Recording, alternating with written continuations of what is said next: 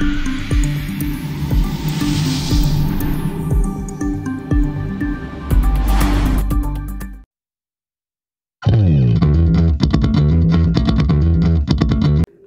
smartwatch fans! Patuloy pa rin po ang ating pag-review ng mga bago at affordable na smartwatch sa market. At ito ang isa sa mga latest na wearable sa market, ang Q23 smartwatch. So minimalist smartwatch siya na loaded ng features especially sa health at sports. So kung napapansin nyo, ito yung box niya. So nakakonect agad o nakatouch agad yung strap. Ito yung charging cable at of course yung user manual. So ito yung laman ng box ng Q23 smartwatch. Again, itong smartwatch nito na may strap kagad, ang charging cable at user manual. So meron siyang basic specs dito. Okay, so check natin. 300 mAh battery. Meron siyang 1.69 TFT color screen LCD at 39.2 grams lang yung weight. At gumagamit siya ng Keep Health application na available sa Android at iOS platform. Again, ang smartwatch na ito ay Q23 smartwatch. Kung may napapansin kayo sa design niya, kung bakit parang kakaiba siya compared sa ibang wearable, okay, ay ang power button niya. Hindi to located dito, yung the usual na smartwatch. Katulad nito. Okay, so meron tayo ditong Watch Ultra clone. So napapansin nyo, yung button niya dito sa right side. Sa Q23, yung physical button niya ay dito sa left side. Bakit nga ba ganon? Okay, so awkward yung position niya. Hindi yung the usual na dito, katulad ng mga wristwatch at other smartwatches. Yung sa kanya dito. Okay? Yung purpose niyan para maiwasan yung accidental pressing ng physical button. So pag nakaganon yung wrist nyo, minsan nape-press yung power button. So ito, iwas yon sa ganon. Okay? So okay naman yung design. Simple. Yung body frame niya, PC material. At ito yung sensor. Okay, so check natin. Ano nga ba to? ECG ba to? Or body temperature monitor? So merong nakausling bakal dito. Or metal. Ito yung sa power niya.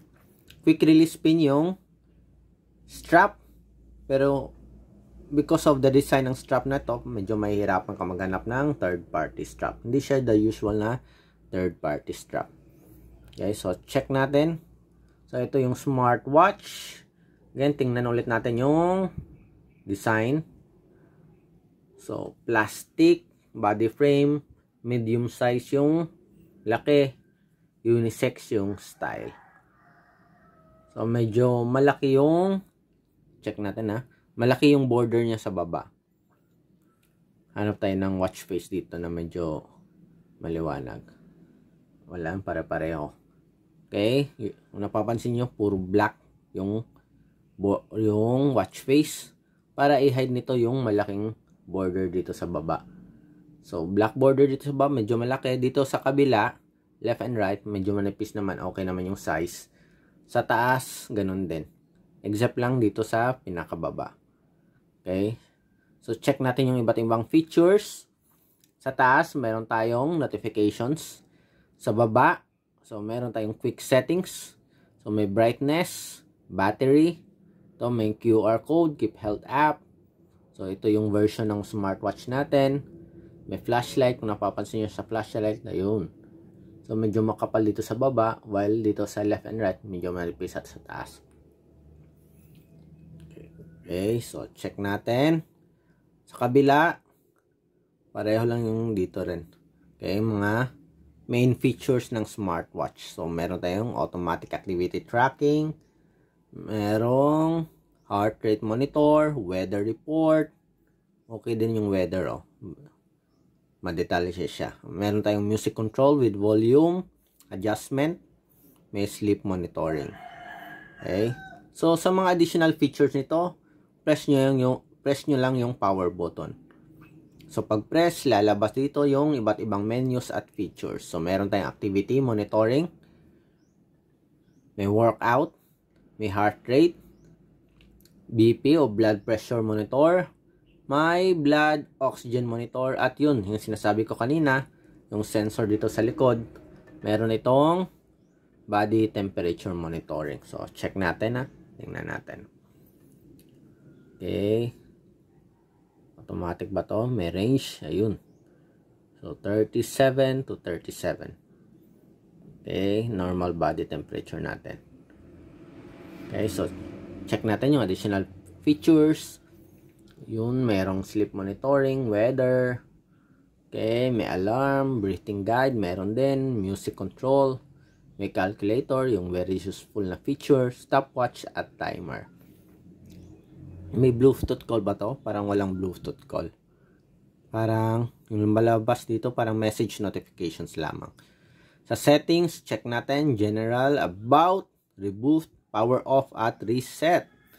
May do not disturb mode, brightness control, battery, card, okay, watch face. Ayan, nakita na natin kanina. Balik ulit tayo doon sa settings. Wake screen, ito yung unit, so pwede kang mag-change from metric to imperial, Celsius to Fahrenheit. Okay, so sa sports, tingnan natin yung sports.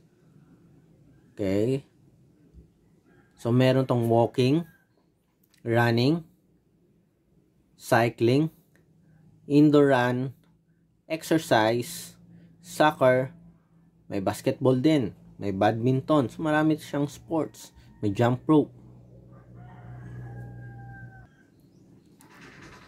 may push-ups, sit-ups, hiking, tennis, high strength, indoor cycling, meron din, fitness, rugby, ilang sports ba meron dito? So marami siyang sports, golf, spinning bike, may indoor and outdoor sports na kasama. Again, meron siyang indoor at outdoor sports.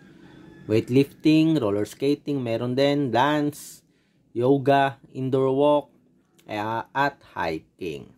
So, check natin sa running for example. Oops. Balik tayo doon. Okay, isa na yung... Okay, walking, running. So, check natin. So, minomonitor niya yung time, calories, beats per minute, distance, at steps. Okay. So, pwede nyo gamitin kasama yung music control. Gusto yung ma-exercise, tapos may nakikinig kayo ng music or sounds. Confirm. Okay. So far, meron siyang basic features dito. At yung kagandahan dito, meron siyang body temperature monitoring. Usually, wala to sa ibang smartwatch. Yun nga lang, kung nais nyo magkaroon ng Bluetooth call, so wala itong features o feature for Bluetooth call. Pero kung gusto ng health functions niya, so meron siyang heart rate. Tingnan nga natin ulit ng heart rate. So, meron tayong heart rate monitor. Merong blood pressure. At meron itong blood pressure monitoring. So, tatlo yung sa health.